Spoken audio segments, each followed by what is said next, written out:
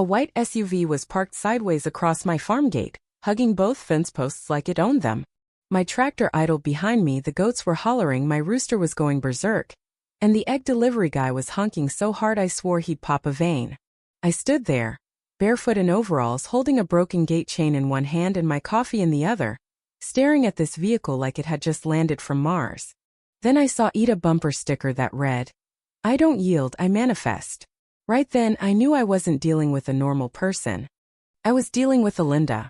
The morning had started like any other sunrise, birds chirping, the faint whiff of cow manure on the breeze. Perfect. I had a packed day, eggs to crate, cornfield to check, and goat cheese to ship by noon. But when I stepped out of the barn, coffee in hand, I nearly dropped my mug. That SUV wasn't just blocking the gate, it was parked like someone had spun the wheel blindfolded and called it good. Gleaming spotless, it didn't belong out here. Definitely not a neighbor's. I approached, thinking maybe it was a lost hiker. Peered through the window, empty, engine off, windows cracked. Looked around, nothing but wheat swaying in the wind. My watch said 6:30 a.m. 5 minutes later, the egg guy rolled up, nearly hit the SUV, and shot me a look like, "What in the hillbilly hell is this?" I had no answer. I circled the vehicle, hoping for a note. Nothing but that sticker. "I don't yield, I manifest." It screamed Linda VY Bess. I tried the sheriff's office, but it was too early for non-emergencies. This wasn't illegal, just dumb. As I turned back, I heard rustling in the cornfield. Out stepped a woman in full hiking gear, sunglasses, wide-brimmed hat, a tiny bottle swinging from her wrist. She waved like we were buddies and said, "Hey, I just needed to be with the earth. Your corn's got energy." "You parked in front of my gate," I said. She giggled. "Oh, it's fine. I won't be long. It's just a gate." I blinked. "Ma'am, that gate's how I get my tractor out. My goats are starving and my egg guy's about to lose it." She pouted like I was the drama queen. "Okay, but this was the only spot without mud. It's a public road, right?" "No," I said, slow and clear. "It's my driveway." She adjusted her sunglasses. "Well, that's your truth." My jaw clenched. The egg guy honked again, done with it all. A goat rammed the fence like it wanted her gone too. I tried reasoning, a light, then firm. She said she needed 10 more minutes to ground herself. That's when I snapped. I called the tow company and said, "Linda SUV blocking livestock gate." The dispatcher didn't ask questions, just said, "On our way." While we waited, Linda got comfy. She whipped out her phone and started vlogging. "Hi, friends. Today I'm being harassed by this farmer guy because I dared walk barefoot in his corn for my mental health." She angled the camera to catch my barn. I stayed quiet. Anything I said would end up #thefarmhate. The tow truck arrived like a diesel angel. The driver stepped out, sized up the scene, and said, "Linda." I nodded. "Linda." He got to work. Linda threw herself in front of the truck, screaming, "You can't. I have a support animal." She pointed to her purse, where a tiny lump twitched. "You're traumatizing Pino." The driver side cranked his country music louder and hooked her car. Linda wailed like we'd crushed her dreams. "I have rights. This is my safe space." She spun in circles, filming every angle. The egg guy snapped a selfie with her in the background. I'm not proud, but I photobombed it. Thumbs up, as her SUV rolled away. Linda dropped to her knees, clutching dirt, sobbing. "I'm suing. My aura's broken." I didn't respond. Just poured fresh coffee and pet the rooster. That should have been it. But a week later, a certified letter arrived from a law office, gold foil logo and all. Linda Marie Hawthorne was suing me for emotional distress, intimidation, reputational damage, and spiritual violation of her healing space. 3 pages of legal nonsense so thick it could choke a combine. I drove to town, papers in hand, straight to Amos, a retired attorney who worked out of the feed store because lawsuits amused him. Amos squinted through his glasses, sipping iced tea. "Well, damn," he said. "This gal's crazier than a fox in a henhouse." I asked if it was serious. He nodded. "Serious garbage.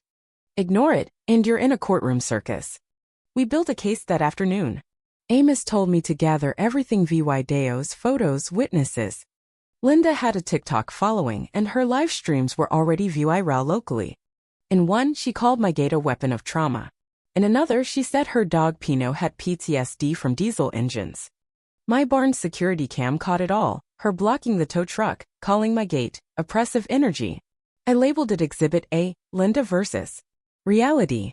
The egg guy gave a statement, thrilled to help after Linda accused him of toxic yelling.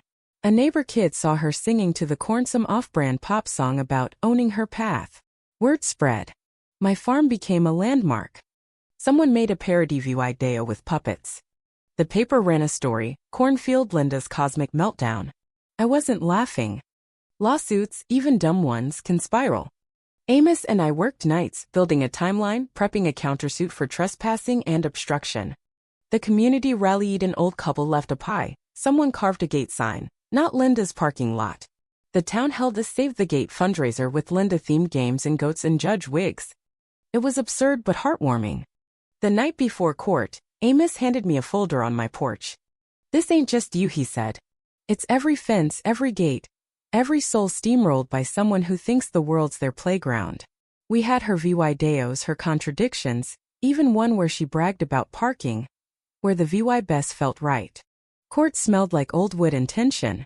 Linda sat across the room in a glowing white blazer, pearl necklace, and a neck brace straight out of a soap opera. Her lawyer looked like he hadn't slept since law school.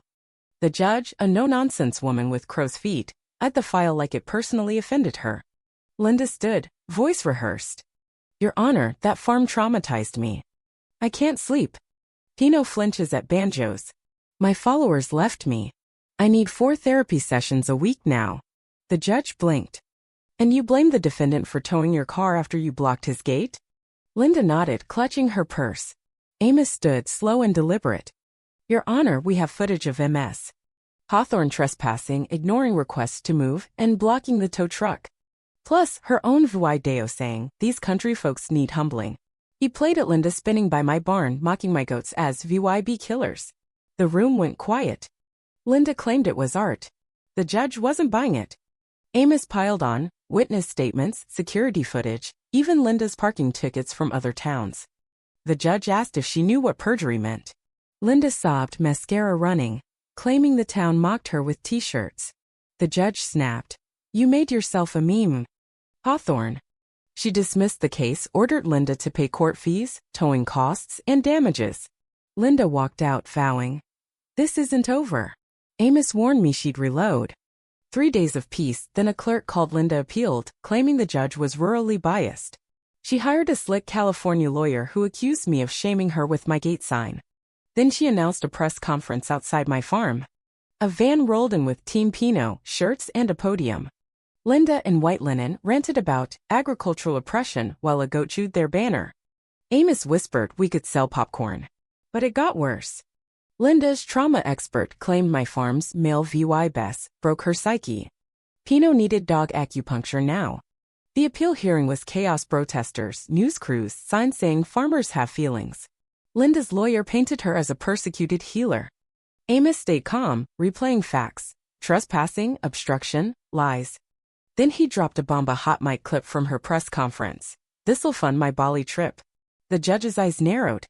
He showed Linda's follower count had monetized her trauma with merch and donations. The judge called recess. Amos grinned. "She's done." The final ruling was brutal. Appeal dismissed, Linda fined, banned from local lawsuits without cause.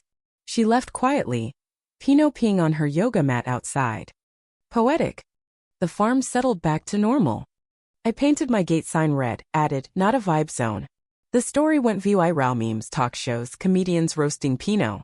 Amos suggested I lean in, so I launched gatekeeperfarm.com shirts, mugs, and gate photos. Profits fixed the barn and built a community shed. Linda faded, last seen selling aura readings online. Her chaos moved elsewhere. One morning, coffee in hand, I watched a delivery truck pause at my gate, then back up politely. "Not me Pino now," after Linda ditched him napped by my feet. The sun rose, the gate stood firm, and peace for once felt real.